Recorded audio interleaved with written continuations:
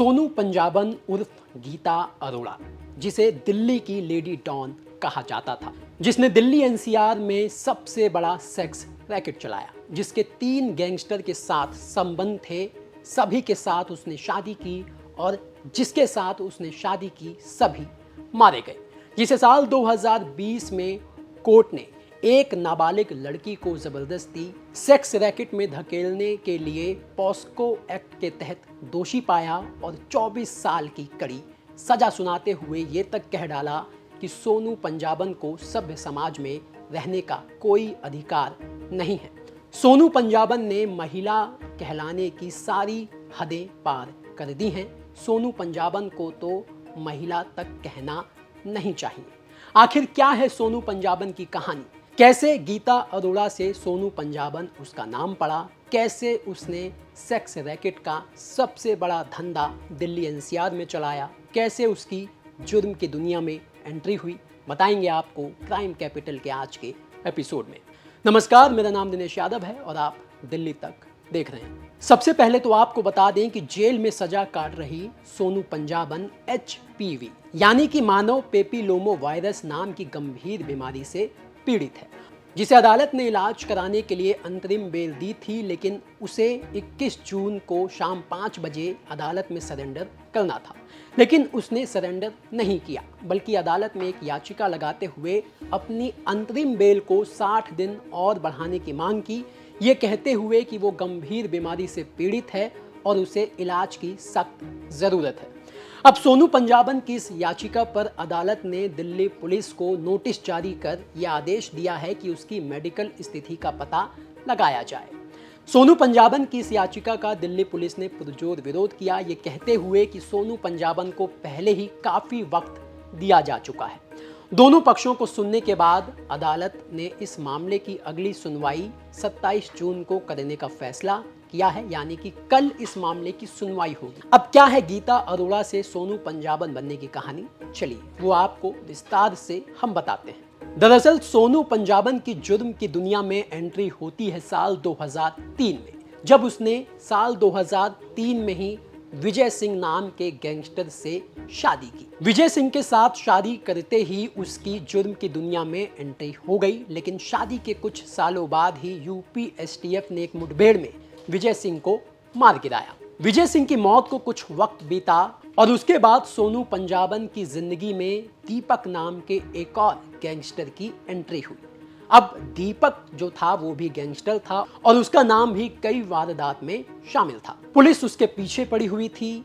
सोनू पंजाबन और दीपक की बात का सिलसिला शुरू हुआ, कुछ वक्त बीता और दोनों के बीच अफेयर हो गया और इसी बीच असम में एक मुठभेड़ हुई और पुलिस ने दीपक को भी मार गिराया। अब दीपक की मौत के बाद सोनू पंजाबन का अफेयर हो गया उसी के भाई और गैंगस्टर हेमंत के साथ। कुछ वक्त बीता, उसके बाद सोनू पंजाबन और हेमंत ने भी शादी कर ली, लेकिन वही हुआ हेमंत के साथ भी जो सोनू पंजाबन के बाकी के 2 गैंगस्टरों के साथ हुआ। ये शादी ज्यादा दिन तक नहीं चली और एक डबल मर्डर के मामले में साल 2006 में गुरुग्राम में हुई पुलिस मुठभेड़ में हेमंत मारा गया। अब हेमंत की मौत के बाद गीता अरोड़ा, जिसने अपने पहले पति जिसका नाम सोनू था, जो गैंगस्टर था, उसका नाम अपने सरनेम में जोड़ लिया और यहाँ से गीता अरोड़ा सोनू पंजाबन बन जाती है। अब इसके बाद सोनू पंजाबन सेक्स रैकेट के धंधे में उतर गई और इसके बाद उसका जो सेक्स रैकेट का धंधा था वो दिल्ली एनसीआर में खुलेआम फलने फूलने लगा। लेकिन 2007 में उसको गिरफ्तार कर लिया गया, लेकिन उसने कोर्ट से जमानत ले ली। लेकिन अगले साल 2008 में सोनू पंजाबन को दोबारा सेक्स रैकेट के मामले में ही गिरफ्तार कर लिया गया, लेकिन सोनू पंजाबन के कनेक्शंस इस दौरान इतने बन गए थे कि वो जेल में नहीं रह सकी और उसने एक बार फिर जमानत ले ली। लेकिन साल 2011 में सोनू पंजाबन की मुश्किलें तब बढ़ गईं जब उसके ऊपर मकोका लगा, यानी कि आतंकवाद की धारा। लेकिन साल 2011 तक सोनू पंजाबन की जिंदगी पूरी तरह से बदल चुकी थी। अब सोनू पंजाबन पहले वाली सोनू पंजाबन नहीं रही। उसकी लेविश लाइफ के चर्चे और किस्से ना सिर्फ दिल्ली बल्कि देश के अलग अलग राज्यों तक फैल चुके थे। सोनू पंजाबन को लग्जरी लाइफ पसंद थी और यही वजह थी कि उसने जुर्म की दुनिया में कदम रखा था और सेक्स रैकेट के धंधे में उतरने के बाद तो उसका नाम जुर्म की दुनिया में छा गया। अब सोनू पंजाबन ने अपने धंधे में दूसरे राज्यों से लड़कियों को लाना शुरू किया और सेक्स रैकेट के अपने धंधे को बढ़ाना शुरू किया। सोनू पंजाबन के निशाने पर वो लड़कियां होती थीं जो एक्टिंग और मॉडलिंग के करियर के चलते अपना घर-बार छोड़कर, अपना परिवार छोड़कर आती थीं, लेकिन जब वो अपनी फील्ड में सफल नहीं हो पाती थीं, पैसों की आर्थिक तंगी से जूझती थीं, तो सोनू पंजाबन उन्हें पैसों का लालच देकर सेक्स रैकेट के धंधे में उतार देती थी। और अब सोनू पंजाबन का जो ये धंधा था वो ना सिर्फ दिल्ली एनसीआर बल्कि दूसरे राज्यों में भी फैलने लगा और सोनू पंजाबन दिल्ली एनसीआर से दूसरे राज्यों में लड़कियां सप्लाई करने लगी। अब सोनू पंजाबन का धंधा फल फूल रहा था। उसने अपने ग्रुप में कई ऐसे लड़कों को जोड़ा जिनका काम सिर्फ लड़कियों को एक राज्य से दूसरे राज्यों में ले जाना था। और इस बीच ये भी खुलासा हुआ कि सोनू पंजाबन के धंधे से कई बड़े हाई प्रोफाइल लोग भी जुड़े हैं। लेकिन एक कहावत है कि बुरे काम का अंजाम भी बुरा होता है। और इसी बीच वो मामला आ गया जिसमें सोनू पंजाबन को अदालत ने 24 साल की सजा सुनाई, जिस केस ने सोनू पंजाबन के साम्राज्य का यानी सेक्स रैकेट के साम्राज्य का खात्मा कर दिया। दरअसल संदीप बेदवाल नाम के एक लड़के ने एक नाबालिग लड़की को अगवा किया और उसे सोनू पंजाबन को बेच दिया। सोनू पंजाबन ने जबरदस्ती उस नाबालिग लड़की को सेक्स रैकेट के धंधे में उतार दिया। वो नाबालिग लड़की कोई विरोध ना कर सके ग्राहक के सामने, इसलिए उसको पहले तो सोनू पंजाबन ने 3 महीने तक बंधक बना के रखा और फिर उसे नशीली दवाइयाँ दी गई।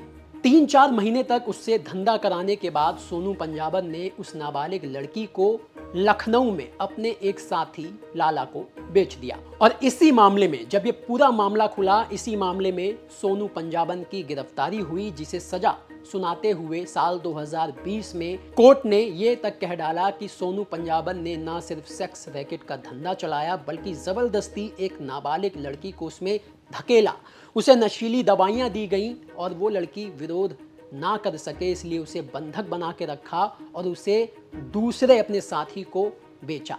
सोनू पंजाबन सभ्य समाज में रहने लायक नहीं है। सोनू पंजाबन को तो महिला तक नहीं कहा जाना चाहिए, ये अदालत ने सोनू पंजाबन को सजा सुनाते हुए कहा था। कोर्ट ने सोनू पंजाबन के लिए कहा था कि एक महिला की मर्यादा उसके लिए सबसे बड़ी चीज होती है, एक महिला की इज्जत उसके लिए उसका गहना होती है। लेकिन सोनू पंजाबन ने महिला होते हुए ही महिला के साथ गलत काम किया, उसके साथ अन्याय किया और ना सिर्फ अन्याय किया बल्कि क्रूरता की सभी हदें पार कर दी।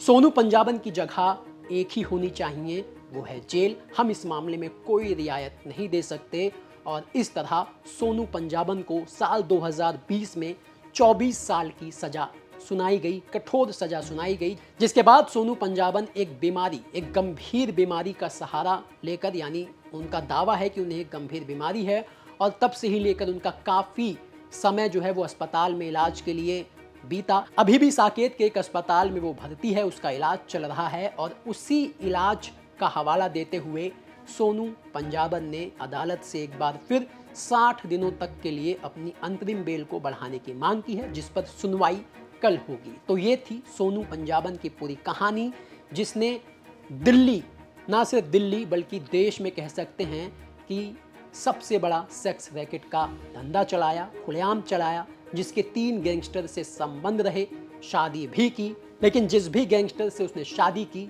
सभी एक के बाद एक मारे गए। अब जुर्म की दुनिया में अपराधी कितना ही शातिर क्यों ना हो, कितना ही बड़ा क्यों ना हो, लेकिन एक दिन उसका बुरा समय आता है और सोनू पंजाबन का वो बुरा समय साल 2020 के बाद शुरू हुआ। अब सोनू पंजाबन अस्पताल में भर्ती है, इलाज करा रही है और अदालत से रहम की भीख मांग रही है।